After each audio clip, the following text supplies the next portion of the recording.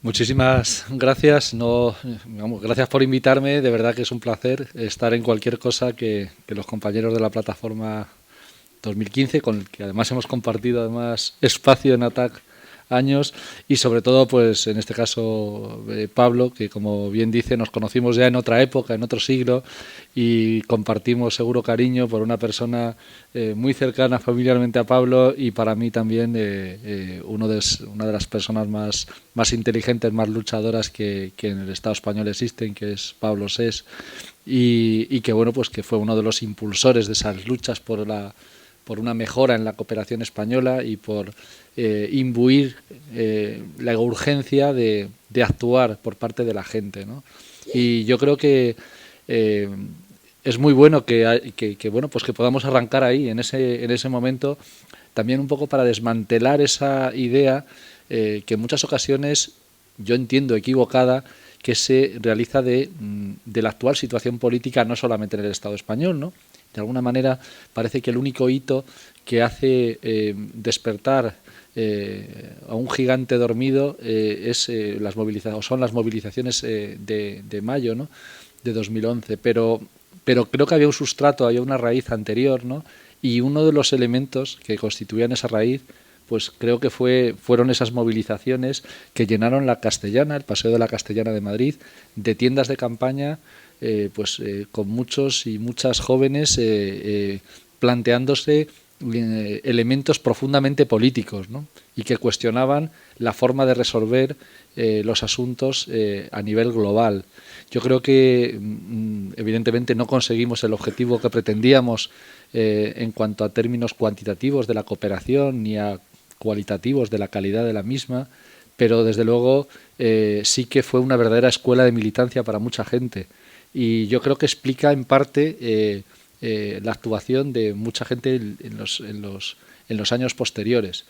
De hecho, en muchos momentos a lo largo de esta ya larga historia, ya me doy cuenta de que empiezo a ser insultantemente joven, pero ya madurito, y veo que y nos encontramos con gente que vivió esa experiencia, Pablo, y creo que coincidiremos en que evidentemente con sus muchos problemas, con sus errores, con su incapacidad de alcanzar determinados objetivos, desde luego constituyó algo muy importante, ¿no? Y bueno, pues empezando en eso, en ese momento, no voy a hacer un recorrido histórico sobre lo que ha ocurrido en la política española que ha dado lugar a la nueva realidad, pero sí decir que hay antecedentes. No estamos hablando de casualidades. Yo no creo que los fenómenos históricos y políticos sean fruto de la casualidad, aunque a veces el azar también influye en cómo ocurren las cosas. Pero nadie sabe qué hubiera pasado si después de unas manifestaciones el 15 de mayo de hace 4 años y medio, qué hubiera pasado pues si la policía no se hubiera extralimitado en sus funciones al terminar la manifestación. Pues qué hubiera pasado. Pues no hubiera pasado en ese momento, en mi opinión. Había ingredientes suficientes, como los hay hoy en día, para lo que son las revueltas sociales, que solo de manera puntual ocurren, pero ingredientes existen, ¿no? Y en ese momento existían, ¿no? Y había un hartazgo muy importante en la sociedad española, una insatisfacción vinculada no solamente a elementos económicos y no solamente vinculado a incapacidad política para resolver esos problemas económicos. Había más.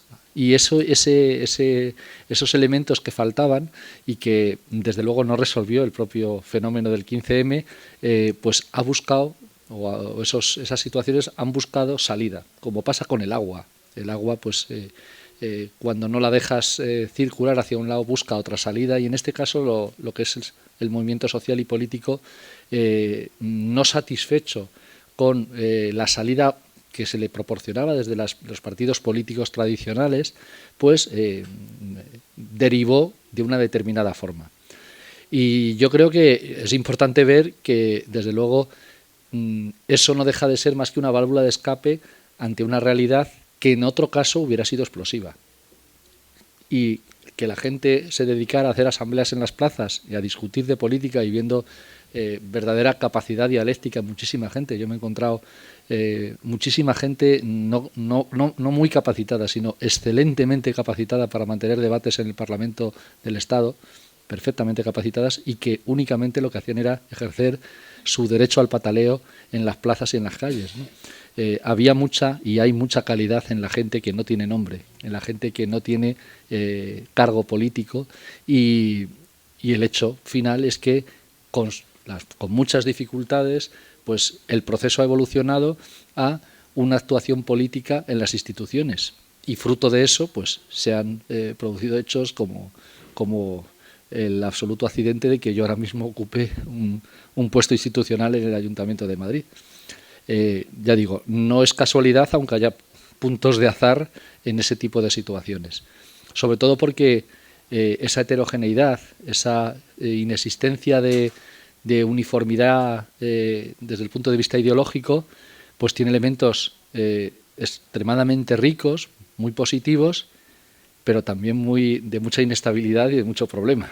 Sin embargo, creo que hay elementos diferentes a la hora de abordar las soluciones de esos problemas, de esas diferencias, en un magma muy heterogéneo, que se pueden dar en esta situación y que no serían ni siquiera concebibles en un partido político de los del siglo pasado.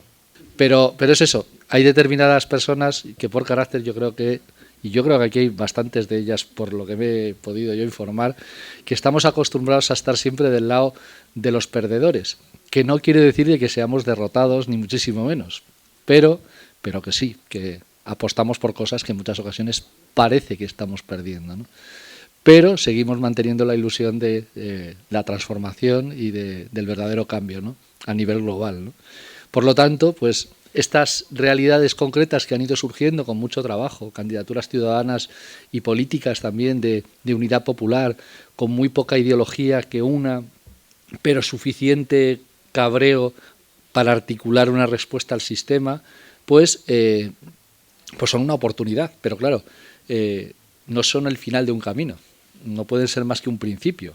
Aún así, yo, si me permitís la ironía, digo, para una vez que voy a ser concejal de Economía y Hacienda, pues voy a darme el gusto de intentar hacer políticas de verdad transformadoras, y en este caso de la izquierda que siempre hemos soñado algunos y algunas. Y algunas cosas hemos podido hacer, ¿no? Algunas cosas hemos podido hacer en estos pocos meses, ¿no? Algunas han sido más conocidas por la gente y por los medios de comunicación y le han dado especial importancia. Evidentemente no os oculto que a mí también me han gustado, porque bueno, pues el poner en marcha una auditoría de la deuda, de una deuda que, como decía Pablo, pues es un lastre absolutamente descomunal en las finanzas públicas del Ayuntamiento de Madrid. Estamos hablando de que es un ayuntamiento que ha llegado a tener una deuda de más de 8.000 millones de euros. 8.000 millones de euros para una ciudad como Madrid, de 3,5 millones de habitantes, pues es una cantidad muy considerable. Es verdad que tiene una diferencia sustancial esa losa de la deuda en Madrid comparado con lo que le ha ocurrido pues a países como Grecia, por poner un ejemplo evidente para todos, dado que bueno, pues la capacidad económica de ingresos, la capacidad fiscal del Ayuntamiento de Madrid sí permite desde el punto de vista técnico hacer frente al pago de la deuda.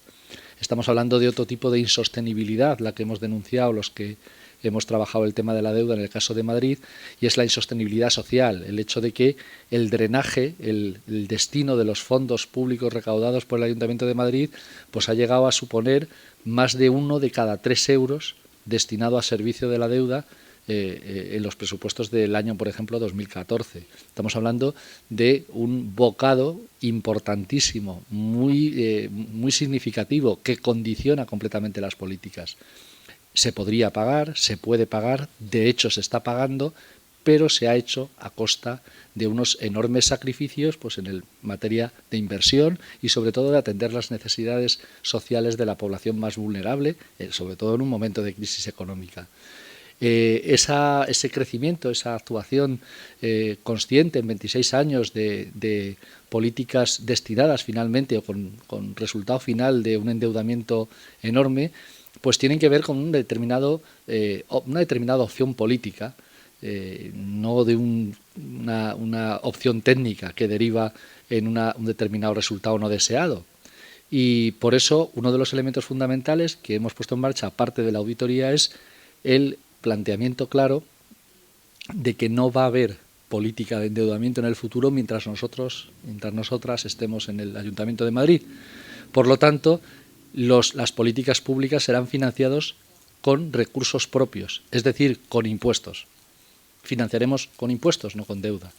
Claro, eso que creo que además en esta mesa puede parecer algo bastante evidente, supone una verdadera revolución. Ese tipo de planteamientos me han supuesto unos problemas absolutamente que no os podéis ni imaginar. Bueno, sí os los imagináis, pero cuando la evidencia se convierte en algo revolucionario, creo que tenemos un problema. Porque algo tan claro como decir, bueno, vamos a ver, vamos a abordar esto desde un principio de suficiencia fiscal, es decir, vamos a ver qué necesita la población de Madrid, lo sumamos y luego vemos cómo obtenemos los recursos para poder afrontar esas necesidades. Suficiencia fiscal le llamamos, enfoque de las necesidades, cosas que cualquiera diréis, pero ¿y cómo no se hacen así las cosas? Pues no se hacen así. El planteamiento es que lo primero que nos encontramos al llegar al Ayuntamiento de Madrid fue una petición generalizada de todos los grupos municipales, empezando por el Partido Socialista. Yo que me considero socialista y enfoco la economía desde el punto de vista marxista, pues todavía se me erizan los pelos cuando veo que lo primero que se hace por parte del Grupo Municipal Socialista fue pedirnos una bajada generalizada de impuestos. Por supuesto, antes de mirar las necesidades que tenía la población madrileña después de 26 años de gobierno del Partido Popular. Y ese es el planteamiento que nos hicieron. Y como somos un equipo de gobierno en minoría, perdimos la votación. Lo que hicimos a continuación fue plantearnos pues la rendición y abandonarnos al liberalismo más desaforado. Yo incluso lo llegué a pensar, dije, bueno, pues... Pero le dimos una vuelta y pensamos también que para una vez que íbamos a tocarnos a ejercer las responsabilidades de gobierno, quizá a lo mejor tendríamos que ser un poquito más pertinaces, ¿no? Y elaboramos una estrategia que ha conseguido dar éxito. Hemos aprobado recientemente el proyecto de presupuestos y el proyecto de presupuestos sí ha tenido una rebaja de impuestos, pero de una determinada capa de la población, prácticamente el 99%, para que nos hagamos una idea, pero ha tenido una fuerte subida al 1%. De manera que la suma algebraica de ambos conceptos da que recaudamos más. O sea, hemos repartido de otra manera la carga tributaria. Como veréis, algo absolutamente revolucionario, algo que no cabe en cabeza humana. Bueno, pues es perfectamente posible y nos ha permitido cumplir el que el presupuesto de 2016 sí que va con un enfoque claro de asunción de las necesidades que tenemos planteadas. No es perfecto, ni mucho menos. Tiene muchísimas cosas mejorables y ahora diré algunas, pero permite, por ejemplo, que el gasto social crezca un 24,08%. Nosotros tomamos también otra decisión claramente revolucionaria y es prescindir de los servicios de las agencias de calificación. Tuvimos reuniones con Standard & Poor's y con Fitch y decidimos no tener más contratos con ellos. Ahora vencen en diciembre y les daremos la mano. Yo soy muy amable y les diremos que adiós. Hemos pagado 1,5 millones de euros en los últimos años a estas entidades para que hablen bien de la deuda de Madrid. Como un tema es simplemente que si tú tienes una estrategia de satisfacción de necesidades vía impuestos, y además vía impuestos de una determinada manera, que deben ser progresivos, deben redistribuir riqueza, si esa herramienta fiscal es la que quieres, lógicamente no precisas de... Yo utilizaba una palabra muy poco técnica en español, que eran las cotillas del pueblo, que están hablando, es muy machista también la palabra, pero la gente lo entiende, yo creo, por lo menos en el Estado español. O sea, que te coges a alguien, le pagas para que hable bien de ti. Dices, bueno, pues no sé. Si no eres capaz de conseguir que hablen bien de ti, ya tienes un problema. Y en este caso, si no necesitas que hablen bien de ti, porque lo que quieres hacer es financiar tus políticas con impuestos progresivos, pues mejor no pagues dinero a ese tipo de agencias y que se dediquen a otra cosa, ¿no? Pero claro, esas herramientas han sido muy importantes. Bueno, pues, y además se les ha dado una categoría técnica que realmente no tenían, pero ha sido... común para el conjunto de operadores financieros para las administraciones públicas, para los inversores, el hecho de que había que tener en cuenta ese tipo de opiniones. Sin embargo, hay elementos más profundos a los que yo estoy aspirando a avanzar, o en los que yo estoy aspirando a avanzar en el área de Economía y Hacienda, pero no solo de Madrid, sino también de la red de ciudades por el cambio, estos ayuntamientos rebeldes que en el Estado español están intentando hacer política diferente. En A Coruña, en Barcelona, en Cádiz, en Badalona, en el Ferrol, en Zaragoza. Bueno, pues este tipo de ayuntamientos, pues cada uno con su peculiaridad, con sus problemas, con sus dificultades, con sus singularidades, pues yo estoy defendiendo en una política en el ámbito de la contratación pública. Para incluir otro tipo de características en la contratación pública que superen el mero precio. Otra cosa revolucionaria. Claro, es verdad que tiene un componente muy serio, ¿no? Fijaos, los contratos en Madrid, y la Administración Pública Local de Madrid contrata al año del orden de 1.700 millones de euros, o sea, una cantidad, bueno, pues significativa, importante, no igual que un Estado, pero bueno, seguro que algunos estados pequeños no andan muy alejados de esa cifra. Pues esos 1.700 millones de euros básicamente tenían un planteamiento a la hora de la licitación de los contratos que focalizaba todo en quién ofrecía un precio más barato por el servicio y ese se lo lleva. Hay consecuencias de ese tipo de actuación.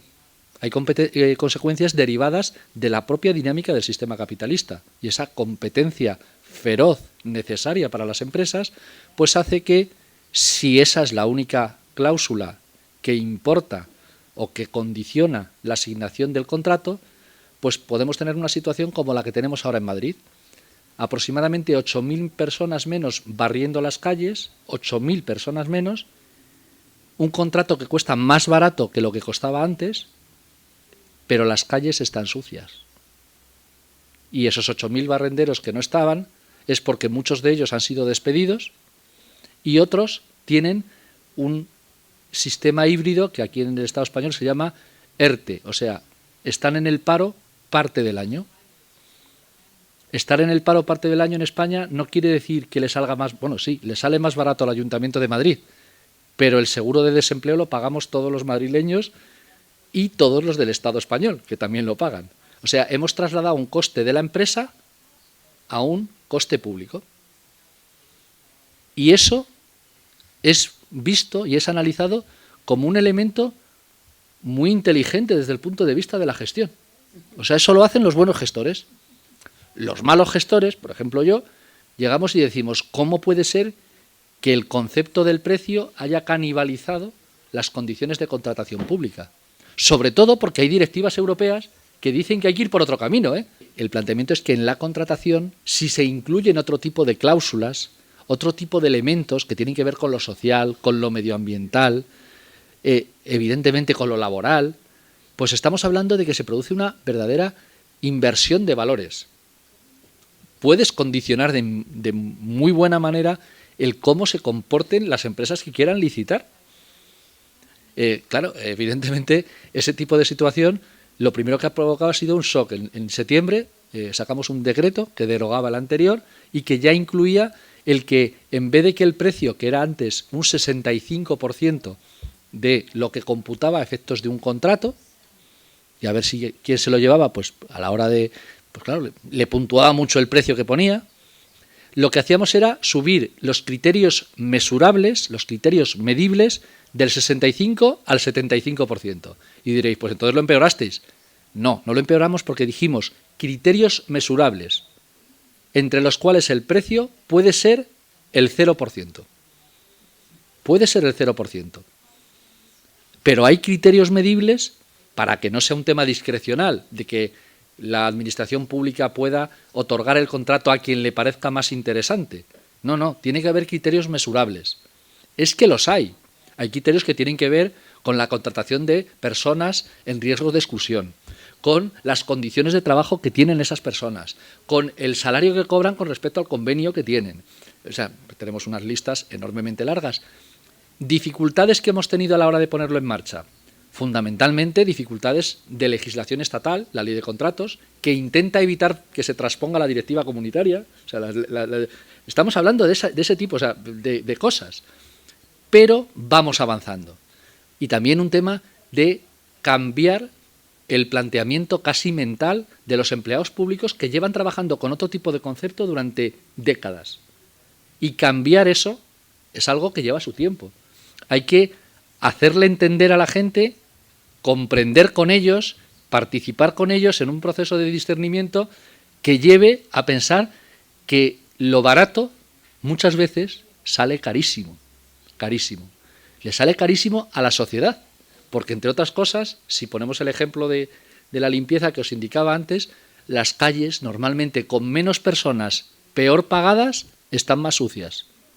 Con lo cual, a la hora de comparar el precio de un contrato con otro, tenemos que comparar algo bastante evidente para cualquiera que vaya a la hiperusera de al lado de mi casa, es de la tuya, y es que tenemos que comparar cosas iguales. Vaya revolución. Todo ese tipo de estrategias, ya digo, revolucionarias, transformadoras, al final no estamos hablando de nada más que un peldaño absolutamente ridículo con respecto a la escalera que hay que subir. Estamos hablando de algo que en absoluto me conforma o me satisface como ya haber llegado, ni muchísimo menos a donde queremos llegar.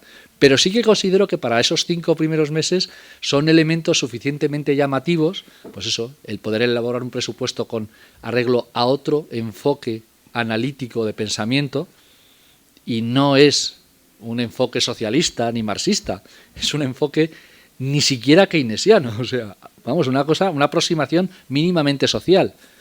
Porque la legislación estatal para una administración local pues es bastante posible de cercenar cualquier tipo de otro tipo de actuación.